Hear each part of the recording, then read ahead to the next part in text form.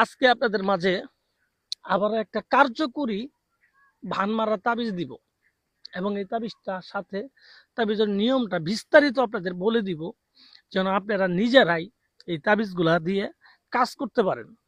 কোনো ভণ্ড কবিরাজ তান্ত্রিকের কাছে বা বাচ্চা মানুষ কবিরাজ সাজি বয়ে আছে তাদের কাছে গিয়ে কোনো টাকা পয়সা আপনাদের ক্ষয় করা না লাগে। কারণ অনলাইনের মধ্যে ভাই এমন অনেক লোক বাড়াই গেছে, বাচ্চা পোলাবান ভাই 20 বছর বয়স, সর্বোচ্চ 25 বছর বয়সী কবিরাজ সাজিয়েছে। তুই কবিরাজি শিখলি কখন আর করলি কখন? একটা কবিরাজি শিখতেও তো 20 বছর বয়স লাগে, 20 বছর সময় লাগে একটা কবিরাজি শিখতে। আর তুই 25 বছর বয়স, তোর 20 বছর বয়স, তুই কবিরাজি সাজিয়ে গেছিস গা।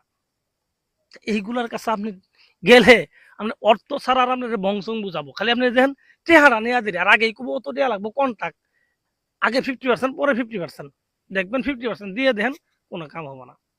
আরে ভাই, এই তাবিজটা যে দিলাম কার্যকরী তাবিজ, এই তাবিজটা আপনারা নিজেরা করেন, দেখেন কি পরিমাণ ব্যয়বহুল হোক, ব্যয় হোক কিন্তু কাজ কিভাবে হয় আপনারা নিজেরা দেখেন।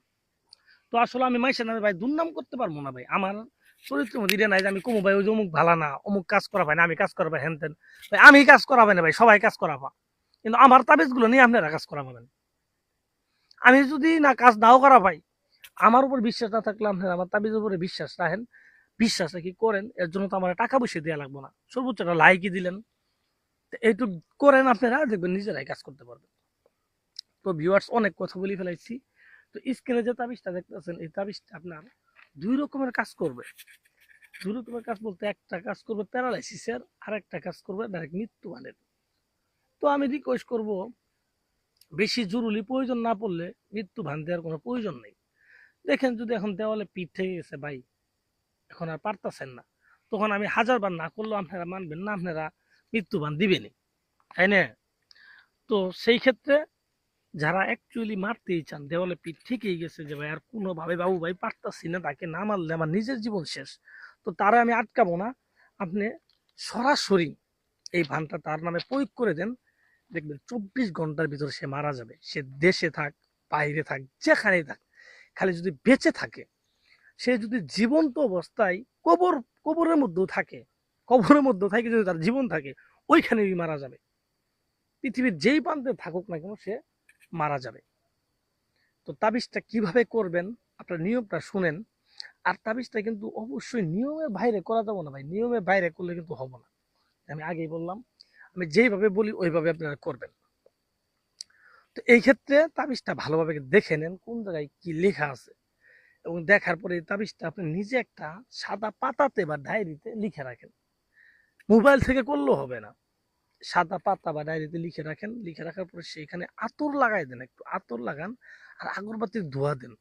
আপনারা যেখানে ডায়েরিতে লিখে রাখেন ওইটার মধ্যে দেওয়ার পরে আপনি এই কাজটা করবেন আরো 2 দিন পরে। আগে আপনার ডায়েরিতে লিখে রাখলেন, ওখানে আতর দিলেন, আগরবাতির ধোঁয়া দিলেন, দেওয়ার পরে এই কাজটা আপনারা 2 দিন পরে করবেন, এখন করবেন না। তো 2 দিন পরে বা সময় মতো শনি অথবা মঙ্গলবারের দিন এই কাজটা আপনি করার চেষ্টা করবেন। করার জন্য আপনি এই কাজটা, এই ডায়েরিটাকে নিয়ে চলে যাবেন সোজা একটা শ্মশান ঘাটে। শ্মশান ঘাটে নিয়ে যাওয়ার পরে যেখানে চিতাপুরা, যে মাঝখান আছে চিতাপুরা, ওই চিতাপুরা মাঝখানে আপনি বসবেন, কালো কাপড় বিছায়া।